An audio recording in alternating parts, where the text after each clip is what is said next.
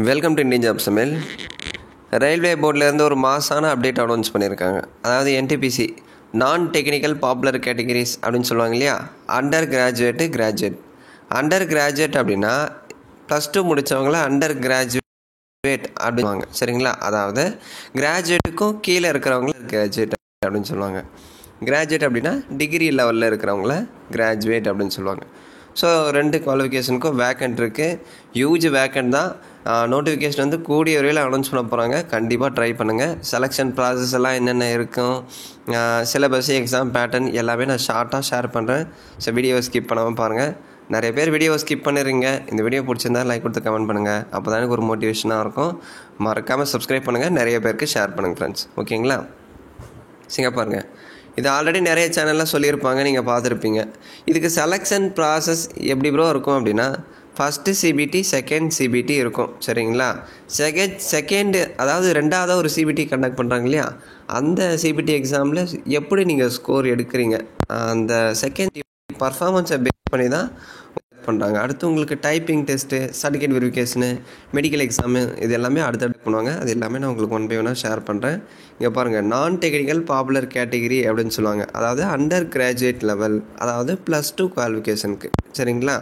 இதில் accountant clerk, அதே மாதிரி டிக்கெட் கிளர்க்கு, ஜூனியர் கிளர்க்கு, அதாவது junior typist clerk, trains clerk, அதாவது கிளர்க் ரிலேட்டடாக வரும். இது எல்லாமே 12th குவாலிஃபிகேஷனுக்கு. சரிங்களா? இப்போ வேக்கன்ட் பாருங்கள். அக்கௌண்ட்டுக்கு வந்து 360, அதே மாதிரி டிக்கெட் கிளர்க்கு ஒரு 1985, ஜூனியர் டைப்பிஸ்ட் கிளர்க்கு ஒரு 990, ட்ரெயின் கிளர்க்கு ஒரு 8. ஸோ இதில் இந்த கிளர்க்கு போஸ்ட்டுக்கே கிட்டத்தட்ட 3404 வேக்கன்சிஸ் வந்து கொடுத்துருக்காங்க.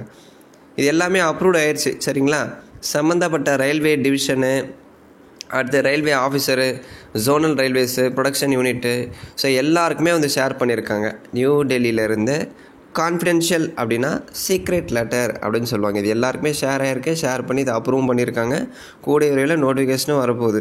ஸோ படிச்சுட்ருக்குறவங்க படிங்க. இது நிறைய பேர் சொல்லலாம், வியூஸ்க்கு அதை நம்பர் ஒரு வீடியோ போடுறீங்க, ஏன் ப்ரோ சும்மா இதையே எக்ஸ்பிளைன் பண்ணிருக்கீங்க, அந்த மாதிரிலாம் சொல்லலாம். ஜஸ்ட் ஒரு அலர்ட் மெசேஜ் தான். சரிங்களா? ஸோ நமக்கு ஒரு விஷயம் தெரியுது அப்படின்னா கண்டிப்பாக நம்ம சேனல் நண்பர்களுக்கு ஷேர் பண்ண வேண்டியது என்னுடைய கடமை ஃப்ரெண்ட்ஸ். ஓகேங்களா? இதில் இருந்து எனக்கு பணம் வரும் அதெல்லாம் எதுவுமே இல்லை. நான் ஆல்ரெடி சொன்னது தான், எஜுகேஷன் சேனலில் அந்த அளவுக்கு பெருசாக யாருக்கும் வர்றதில்லை. நான் மற்ற சேனலை கம்பேர் பண்ணும்போது எஜுகேஷன் சேனலுக்கெல்லாம் பார்த்தீங்கன்னா 2 மாதத்துக்கு ஒரு முறை, 3 மாதத்துக்கு ஒரு முறை வரதே கஷ்டம்தான். ஓகேங்களா?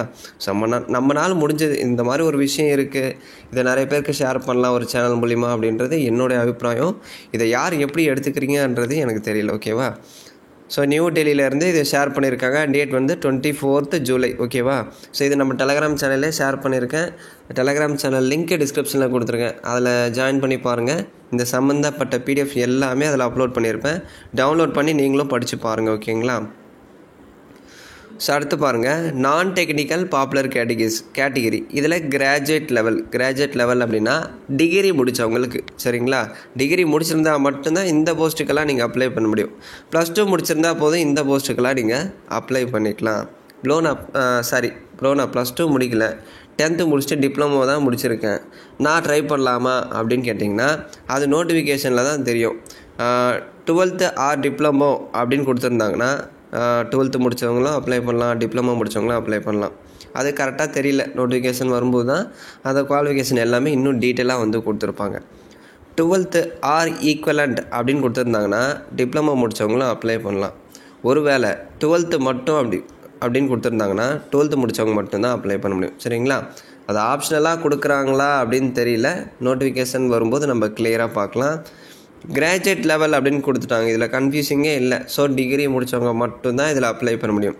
நீங்கள் டிப்ளமோ முடிச்சுட்டு டிகிரி படிச்சிருக்கீங்க அப்படின்னா நீங்களும் அப்ளை பண்ணலாம். இது எல்லாமே சீனியர் ஆஃபீஸர் லெவலில் வரும். சீனியர் ரேங்க்கில் தான் வரும் இந்த டிகிரி போஸ்டிங் எல்லாமே. இந்த goods train manager, station master, ticket supervisor, அதே மாதிரி ஜூனியர் அக்கௌண்டண்ட்டு, சீனியர் டைப்பிஸ்ட்டு, பாருங்கள் எல்லாமே சீனியர் லெவல் போஸ்டிங் தான். இதுக்கான வேக்கண்ட் உங்களுக்கு கொடுத்துருப்பாங்க. கூட்ஸ் ட்ரெயினுக்கு ஒரு 2684 வேக்கண்ட் கொடுத்துருக்காங்க. ஸ்டேஷன் மாஸ்டருக்கு ஒரு 963. அதே மாதிரி சீஃப் காமன் டிக்கெட் சூப்பர்வைசர் இதுக்கு ஒரு 1737 வேக்கண்ட் கொடுத்துருக்காங்க. அடுத்து ஜூனியர் டைப்பிஸ்ட்டுக்கு ஒரு 725, சீனியர் டைப்பிஸ்ட்டுக்கு ஒரு 7479. இதில் மட்டுமே அதிகமான வேக்கண்ட் இருக்குது. இந்த நான் technical popular category graduate level போஸ்ட்டுக்கு மட்டுமே 10,884 வேக்கண்ட் வந்து கொடுத்துருக்காங்க. ஒரு ஹியூஜ் வேக்கண்ட் தான். கண்டிப்பாக ட்ரை பண்ணுங்கள். நிறைய பேர் கண்டிப்பாக அப்ளை பண்ணுவாங்க. கோடிக்கணக்கான அப்ளிகேஷன் வரும். நீங்கள் எப்படி எஃபர்ட் போடுறீங்க, உங்கள் ஹார்ட் ஒர்க் எப்படி இருக்குது, அதை பொறுத்து தான் உங்கள் சக்ஸஸ் ரேட்டிங் இருக்குது. சரிங்களா? விடாமுயற்சியாக இருங்க, ட்ரை பண்ணுங்கள். கண்டிப்பாக நம்மளால் முடியும். ஓகேவா?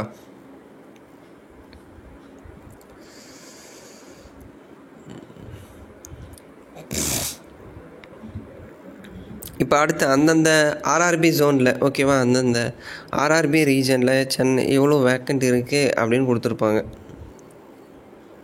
இப்போ அந்தந்த போஸ்டிங்கில் ஜோன் வைஸ் எவ்வளோ வேக்கண்ட் இருக்குது அப்படின்னு காமிச்சிருப்பாங்க. நம்ம சென்னைக்கும் இருக்கும்.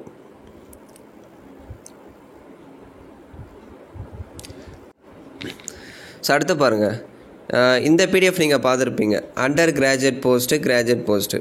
ஸோ இப்போ +2 குவாலிஃபிகேஷனுக்கும் டிகிரி குவாலிஃபிகேஷனுக்கும் அந்தந்த ஜோனில் ஒரு போஸ்ட்டுக்கும் எவ்வளோ வேக்கண்ட் இருக்குது. அதாவது இந்த அக்கௌண்டன்ட் கிளர்க்கு, அடுத்து இந்த common ticket clerk, junior typist, train clerk, இப்போ இந்த போஸ்ட்டுக்கு எல்லாமே ஜோன் வைஸ் எவ்வளோ வேக்கண்ட் இருக்குது அப்படின்னு கொடுத்துருக்காங்க.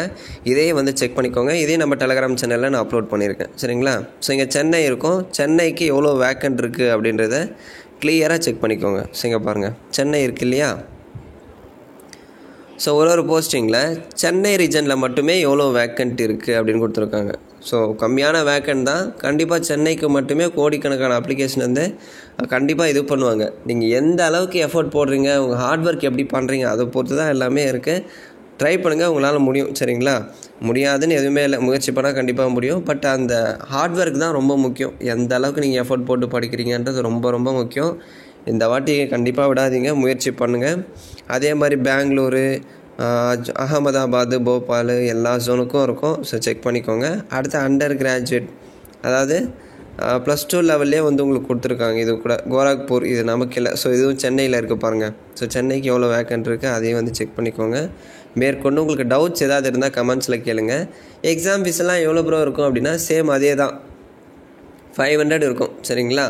நீங்கள் ஓபிசி யூஆர் கேட்டகரியாக இருக்கீங்க அப்படின்னா 500 பே பண்ணுற மாதிரி இருக்கும். ஃபஸ்ட்டு சிபிடி அட்டன் பண்ணுறப்ப 400 அமௌண்ட் வந்து ரீஃபண்ட் பண்ணிடுவாங்க. இதே நீங்கள் எஸ்சி எஸ்டி ஃபீமேல் கேட்டகரியாக இருக்கீங்க அப்படின்னா 250 பே பண்ணுற மாதிரி இருக்கும். அந்த 250 அமௌண்ட்டும் ஃபஸ்ட்டு சிபிடி அட்டன் பண்ணுறீங்க இல்லையா, அப்போ உங்களுக்கு ரீஃபண்ட் பண்ணிடுவாங்க. யாரெல்லாம் கம்ப்யூட்டர் பேஸ்டு எக்ஸாம் அட்டன் பண்ணுறீங்களோ அவங்க எல்லாருக்குமே நீங்கள் பே பண்ணுற அந்த எக்ஸாம் ஃபீஸை ரீஃபண்ட் பண்ணிவிடுவாங்க. சரிங்களா?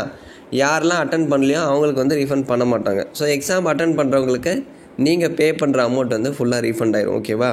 ஸோ கண்டிப்பாக ட்ரை பண்ணுங்கள். எக்ஸாம் சென்டர் எல்லாமே சென்னையில் தான் இருக்கும். நோட்டிஃபிகேஷன் கூடிய விரைவில் வரும். கூடிய விரைவில் எப்போ ப்ரோ வரும் அப்படின்னா, இது ஜூலை இல்லைங்களா? ஸோ ஆகஸ்ட் மந்தில் ரிலீஸ் பண்ணலாம். ரிலீஸ் பண்ணாங்க அப்படின்னா எப்படி அப்ளை பண்ணணும், டீட்டெயில்ஸ் எல்லாமே நான் கிளியராக ஷேர் பண்ணுறேன். ஸோ மறக்காமல் பாருங்கள். இந்த வீடியோ பிடிச்சிருந்தா ஒரு லைக் கொடுத்து கமெண்ட் பண்ணுங்கள். நிறைய பேருக்கு ஷேர் பண்ணுங்கள். தேங்க்ஸ் ஃபார் வாட்சிங்.